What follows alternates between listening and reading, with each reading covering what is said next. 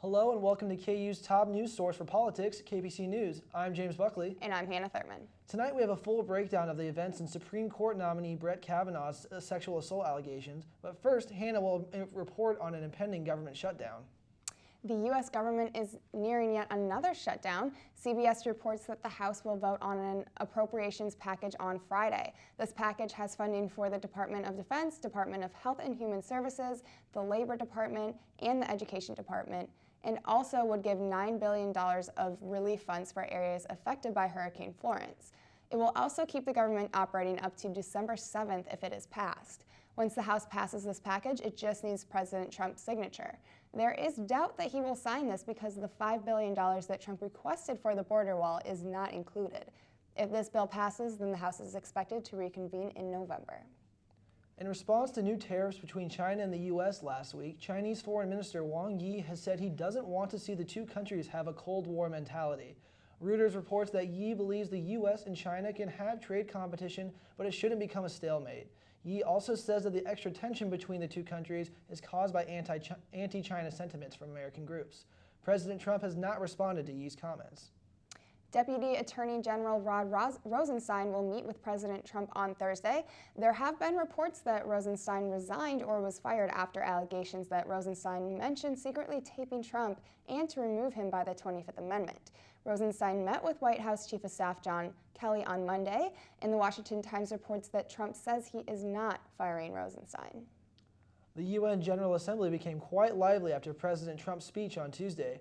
According to the New York Times, Trump's main points of the speech were his continuation of his America First policy and denouncing of globalization. Trump also criticized China and Iran, but praised North Korea for its diplomacy during the nuclear debate. The biggest spectacle came when the president said his administration has done more in 2 years than any other administration in American history. The assembly then began to laugh at the comments. The UN General Assembly will conclude on October 5th. In economic news, the Federal Reserve unanimously decided today to raise the prime interest rate from 2% to 2.5%. This is the highest it's been since 2008. Market Watch reports that the increase occurred because of the current growth of the economy.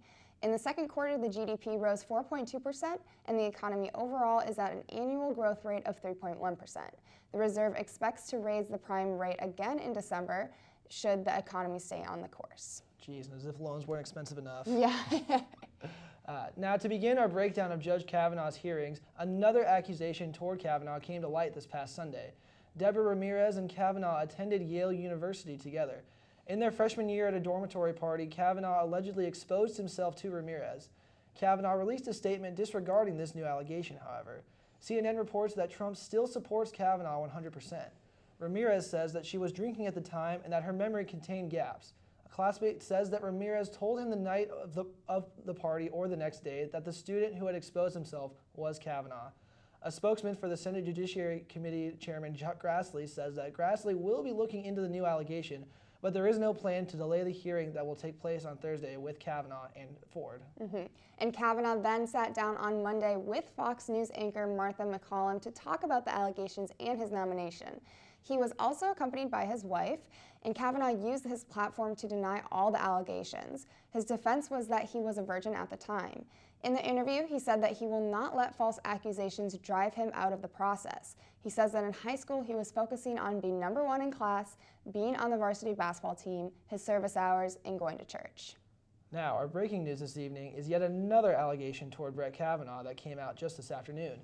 Julie Swetnick signed a statement today saying that Kavanaugh was abusive at times towards girls when drinking in high school. USA Today reports that in the statement released by her lawyer, Swetnick claims in the 1980s she saw Kavanaugh and a classmate of his try to get girls drunk and disoriented so they could gang rape the girls. She says that she became one of those victims. However, she did not say that Kavanaugh had sexually assaulted her explicitly. Kavanaugh has responded to these claims in a statement released by the White House that the allegations are ridiculous and that he does not even know Swetnick. Trump continues to stick by his nominee's side. And we'll see what happens because the hearing is tomorrow at 9 a.m. You can watch it on C-SPAN. So we'll see if anything happens with that, if a nomination, a final hearing is coming soon, or if anyone else comes forward. Yep, see the truth tomorrow. We will. But that's all we have for you this week. Thank you for watching KPC News, and be sure to tune in next week. Until then, I'm Hannah Thurman. And I'm James Buckley. We'll see you next week.